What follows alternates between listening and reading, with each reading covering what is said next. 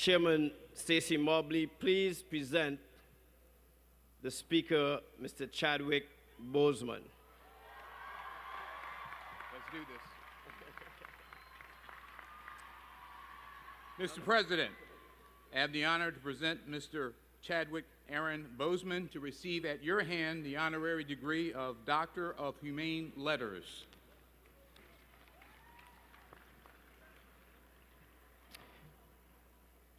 Chadwick Aaron Boseman, quintessential artist, actor, director, writer, your unique ability to completely embody the characters you chose to portray on screen and stage has created a phenomenal global sensation in the world of film and entertainment unlike any in recent history.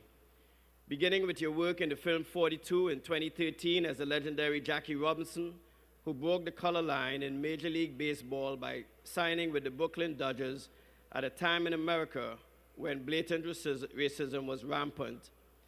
And I told Chadwick last night that Jackie Robinson and Martin Luther King Jr. received honorary degrees on the same day right here at Howard University as well.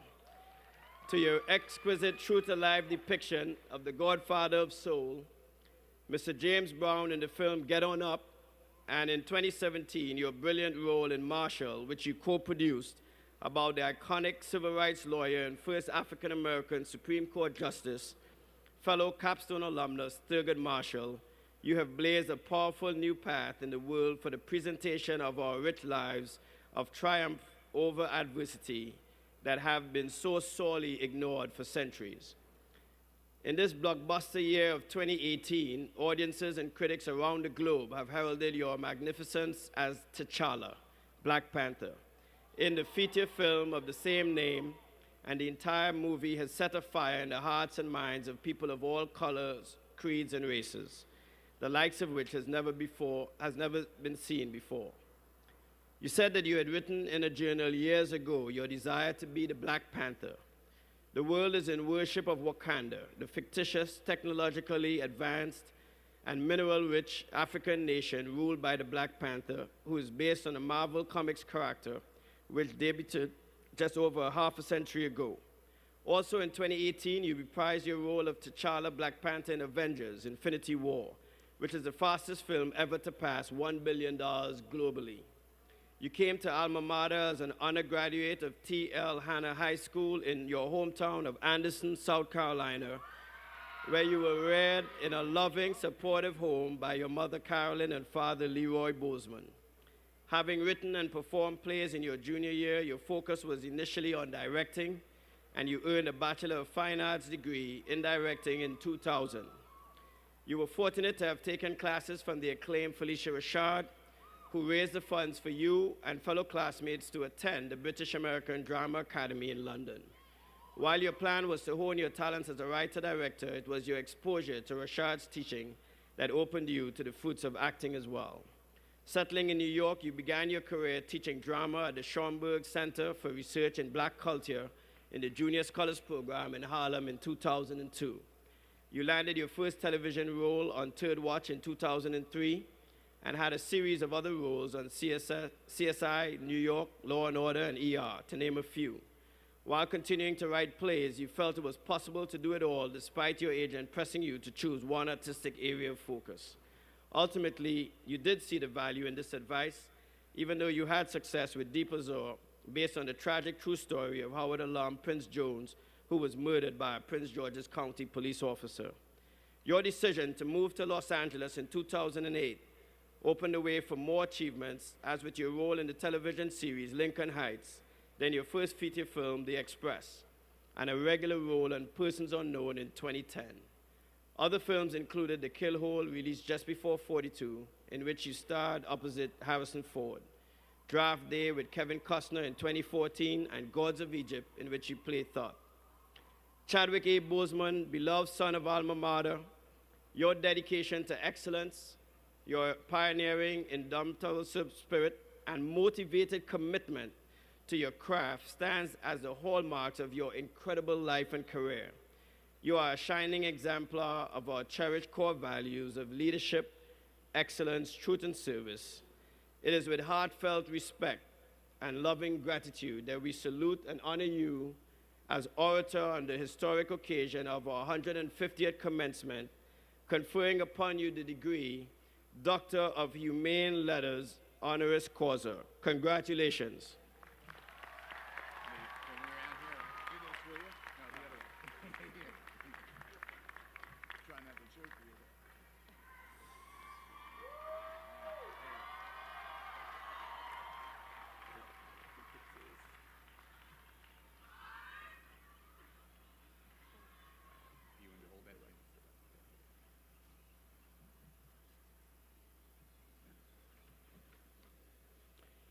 Ladies and gentlemen, I have the distinct honor to present to you our 2018 Commencement Convocation keynote speaker, Dr. Chadwick Boseman. As you just heard, he is a true son of Howard, and Dr. Boseman refined his extraordinary talents right here as an undergraduate student under the mentorship of many remarkable people who have passed through these halls. Dr. Boseman possesses all of the qualities that we embodied. And even when the lights are turned off and there are no cameras, those qualities continue to shine brightly. And so it is for this reason I'm pleased to introduce the commencement orator, Dr. Chadwick Boseman.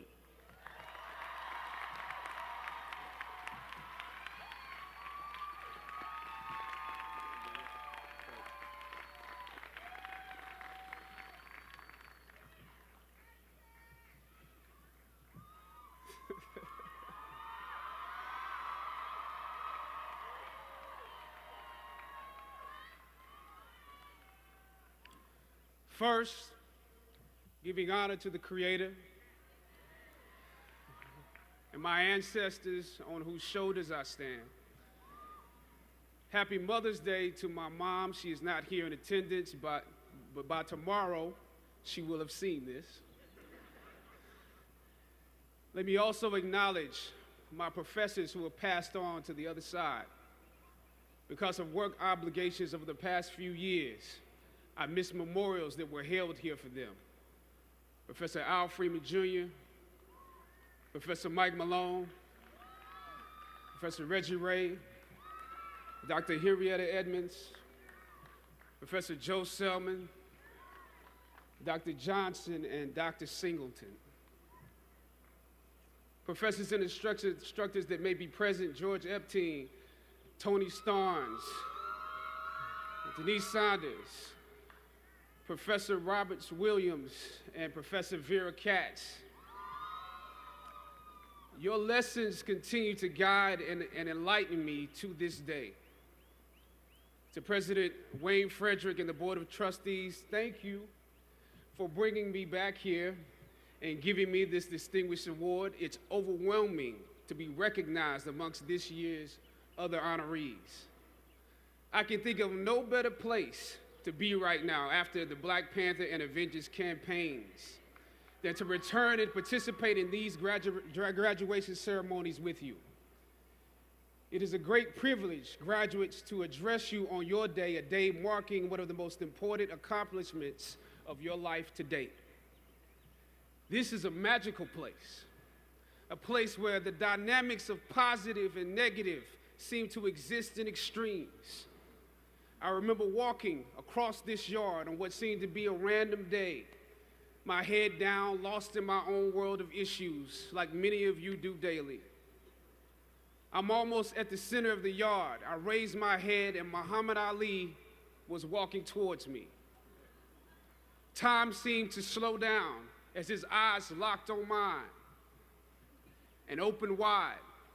He's raised his fist into a quintessential guard. I was game to play along with him, to act as if I was a worthy opponent. What an honor to be challenged by the GOAT, the greatest of all time, for a brief moment. His face was as serious as if I were Frazier in the Thriller in Manila. His movements were flashes of a past greater than I can imagine. His security let the joke play along for a second before they ushered him away And I walked away floating like a butterfly. I walked away amused at him, amused at myself, amused at life for this moment that almost no one would ever believe. I walked away light, ready to take on the world. That is the magic of this place. Almost anything can happen here. Ain't you?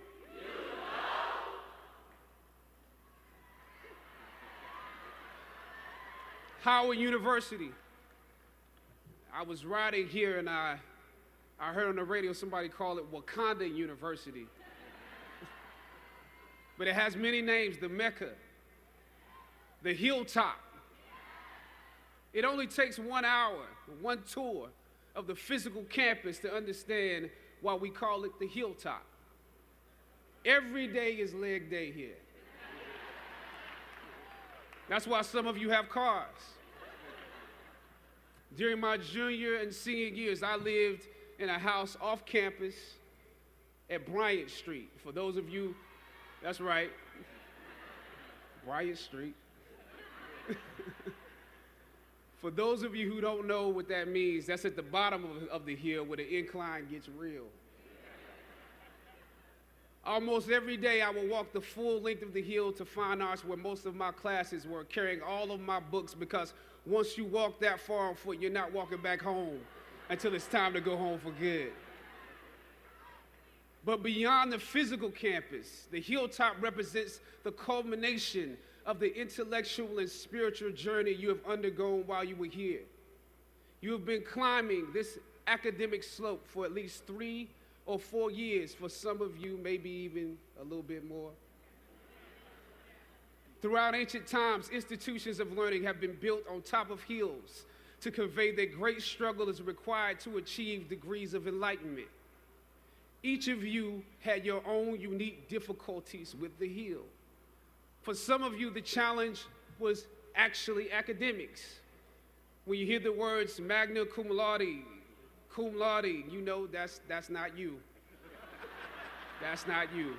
You worked hard, you did your best, but you didn't make A's or B's, sometimes C's.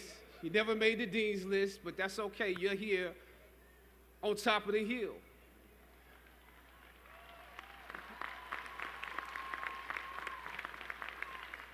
And I want to say something to that. You know, sometimes your grades don't give a real indication of what your greatness might be. So it really is okay. For others, it was financial. You and your family struggled to make ends meet every semester of your matriculation. You had to stand in one line to get to another line, to get to another line for somebody that might help you. You had to work an extra job or two, but you're here. For a lot of you, not all, but a lot of you, your hardest struggle was social. Some of you never fit in. You were never as cool and as popular as you wanted to be, and it bothers you. So your social struggles here became psychological. Even though you made it up the hill, you carry the baggage of rejection with you, but you're here. Or some of you went through something traumatic. You made it to the top of the hill, but not without scars and bruises. Some of you fit in too much. You were on the yard rapping on your frat block when you were supposed to be in class. Or you got caught up in the DC party life. I know how that is. I mean, we're right here in the midst of the city. Sometimes you forgot you were in school. You probably could have graduated with honors, but instead, you are getting an oh yeah degree today. Oh yeah, I have class. Oh yeah, I have that paper due.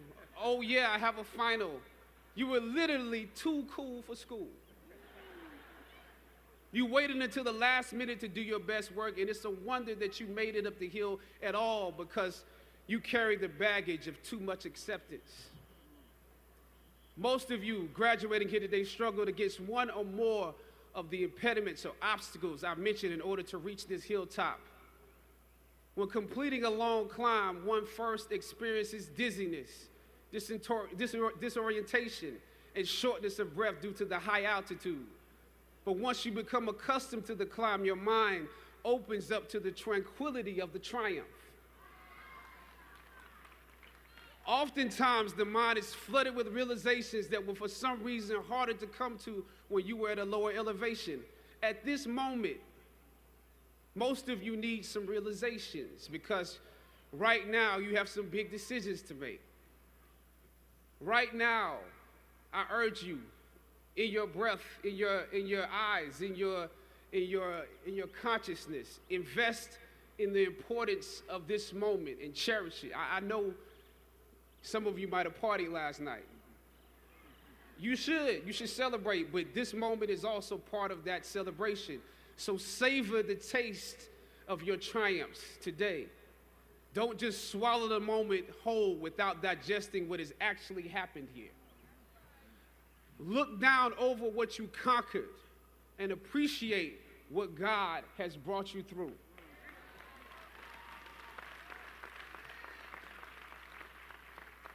Some of you here struggled against the university itself.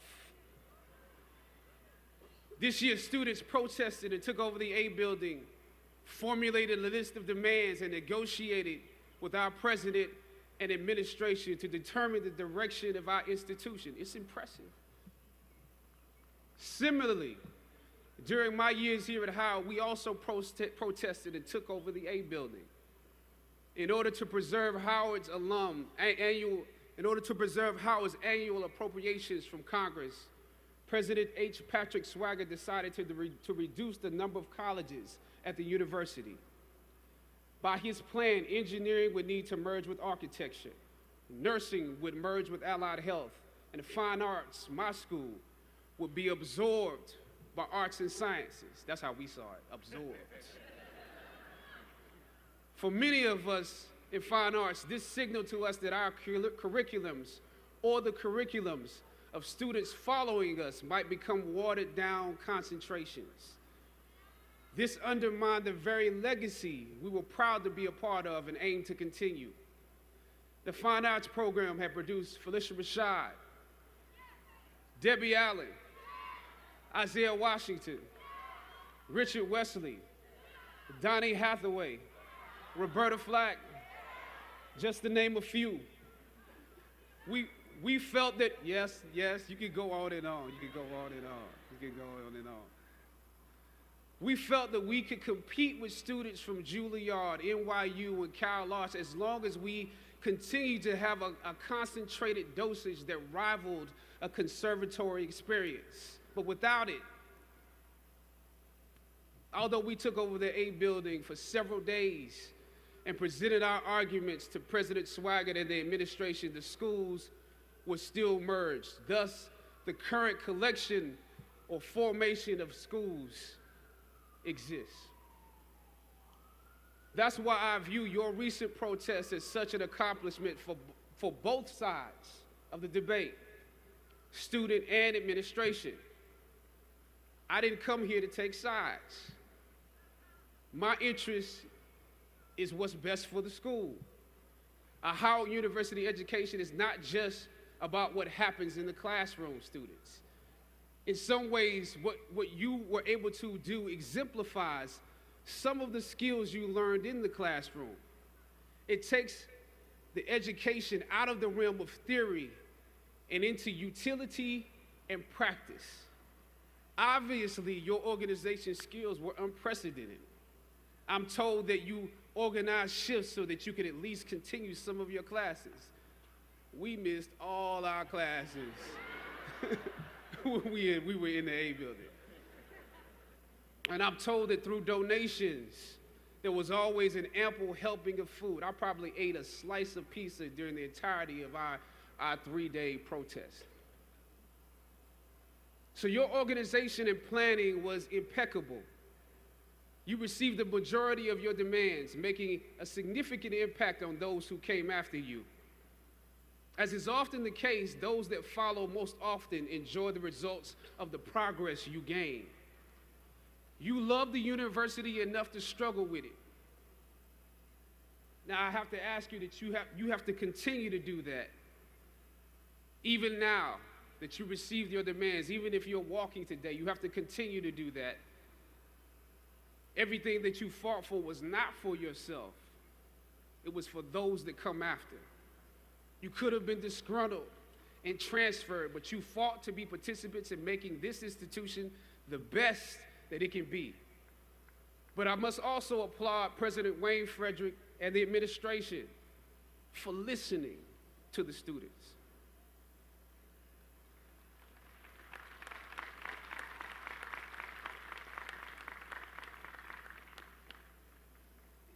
Your freedom of speech was exercised in a way where you can contribute to this place. It also shows that you can contribute to the democracy. The administration and the campus police at the time when I was protesting was not nearly as open-minded as this current one. I know this was a difficult time, but because of both of you, I believe Howard is a few steps closer to the actualization of its potential, the potential that many of us have dreamed for it. Students, your protests are also promising because many of you will leave Howard and enter systems and institutions that have a history of discrimination and marginalization. The fact that you have struggled with this university that you love is a sign that you can use your education to improve the world that you are entering. I was on a roll when I entered the system of entertainment, theater, television, and film. In my first New York audition for a professional play, I landed the lead role. From that play, I got my first agent. From that agent, I got an on-screen audition. It was a soap opera. It wasn't Third Watch. It was a soap opera on a major network. I scored that role too. I felt like Mike Tyson when he first came on the scene, knocking out opponents in the first round.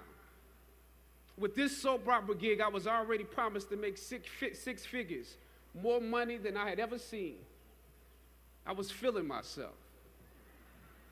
But once I got the first script, and with soap operas, you very often get the script the night before, and you shoot the whole episode in one day with little to no time to prepare. Once I saw the role I was playing, I found myself conflicted.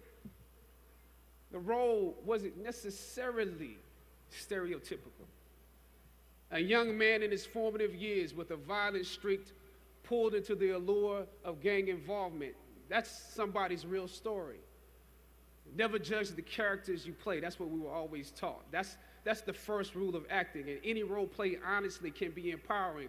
But I was conflicted because this role seemed to be wrapped up in assumptions about us as black folk.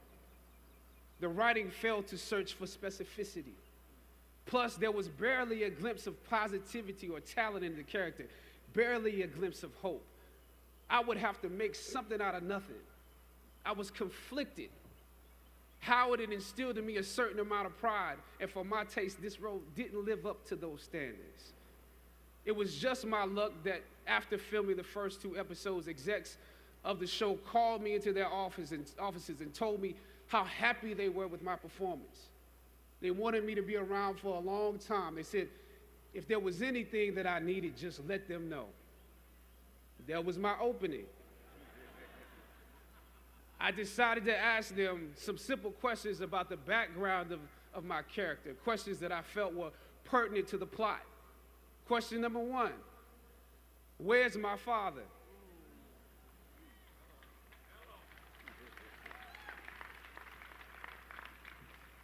The exec answered, well, he left when you were younger.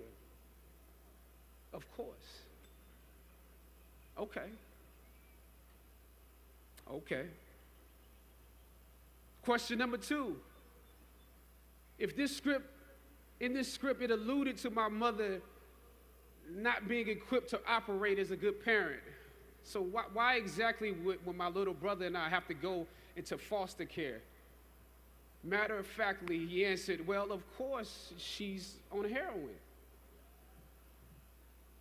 That could be real, I guess. But I didn't want to assume that's what it was. If we're around here assuming that the black characters in the show are criminals on drugs and deadbeat parents, then that would probably be stereotypical, wouldn't it? That word stereotypical lingered. One of the execs pulled out my resume and began studying it. The other exec wore a smile, trying to live up to what they had promised me only a few moments before. If there's anything you need, just let us know. She said, as you have seen, things move really fast around here. But we are more than happy to connect you with the writers if you have suggestions. Yeah, I said, that would be great. I said, because I'm just trying to do my homework on this. I didn't know if you guys had decided on all the facts, but maybe there's some things we could come up with, some talent or gift that we could build. Maybe he's really good at math or something. He has to be active. I'm doing my best not to play this character like a victim. So you went to Howard University, huh? The exec holding my resume interrupted, peeking over the pages. Yes, I said proudly. He slid my resume back in his desk and said, thank you for your concerns. We'll be watching you. I left the office. I shot the episode I had come in to shoot on that day. Probably the best one I did out of the three because I got what was bothering me off my chest. I was let go from that job on the next day. A phone call from my agent. They decided to go another way. The questions that I asked set the producers on guard and perhaps paved the way for a less stereotypical portrayal for the black actor that stepped into the role after me. As the scripture says, I planted the seed and Apollos watered it. But God kept growing. God kept it growing. Yet and still, when you invest in a seed, watching it grow without you, that is a bitter pill to swallow. A bitter pill. Anybody that's ever been fired knows what I'm talking about. Even if you really don't want the job, when they let you go, it's like any breakup. You act like you don't care. I didn't need that damn job anyway. I didn't need them. But when you have those moments alone, you start to wonder if there was a better way to handle it. And if you could have handled it better, maybe you could help your family. And then before you know it, you're broke. And you find yourself scraping together change just so you can ride the subway so that you can get the next job. And maybe if you could book something else, that would eclipse the feeling of doubt that's building. But it seems like you can't pay them to hire you now. My agents at the time told me it might be a while before I got a job acting on screen again. Well, that was fine because I never wanted to act in the first place. And I definitely didn't want to be caught dead going after a fake Hollywood pipe dream. I'm more of a writer-director anyway, so forget their stories. I can tell my own stories. But am I actually blackballed? We're hesitant about sending you out to some people right now because there is a stigma that you're difficult. As conflicted as I was before I lost the job, as adamant as I was about the need to speak truth to power, I found myself even more conflicted afterwards. I stand here today knowing that my Howard University education prepared me to play Jackie Robinson, James Brown, Thurgood Marshall, and T'Challa. But what do you do when the principles and standards that were instilled in you here at Howard close the doors in front of you? Sometimes you need to get knocked down before you can really figure out what your fight is and how you need to fight it. At some point, my mind reverted back to my experiences here, to the professors that challenged me and struggled against me. Professor Roberts Williams, Doc Singleton, George Epstein, to name a few, the ones that would fail you out of the goodness of their hearts.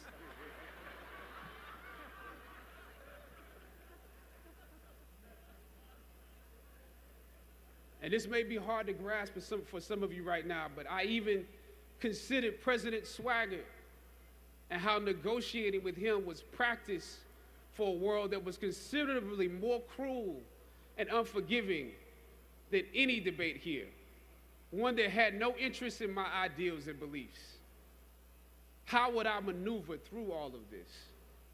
Finally, I thought of Ali in the middle of the yard,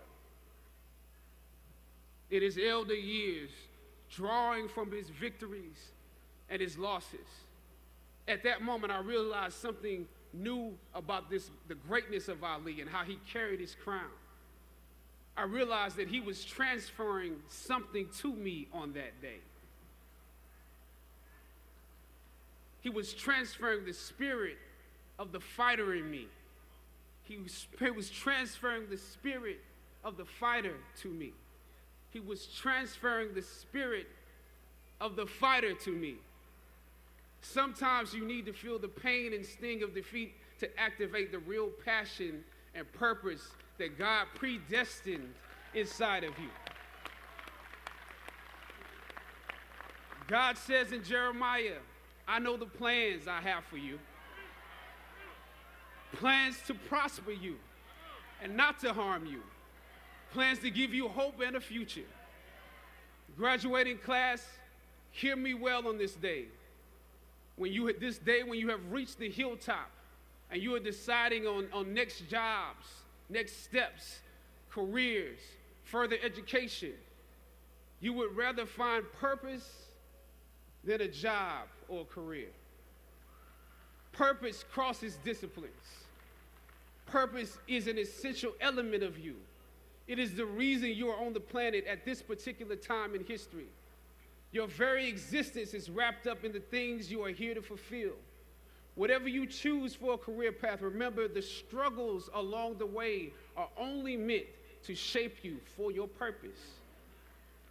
When I dare to challenge the system that would relegate us to victims and stereotypes with no clear historical backgrounds, no hopes or talents, when I questioned that method of portrayal, a different path opened up for me.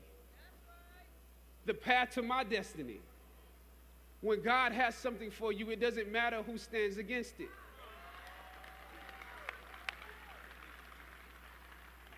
God will move someone that's holding you back away from a door and put someone there who will open it for you. If it's meant for you,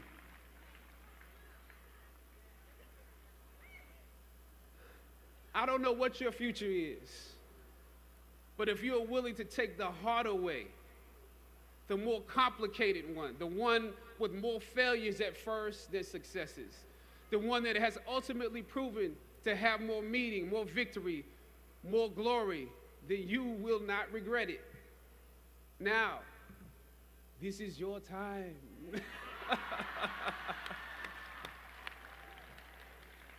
The light of new realization shines on you today.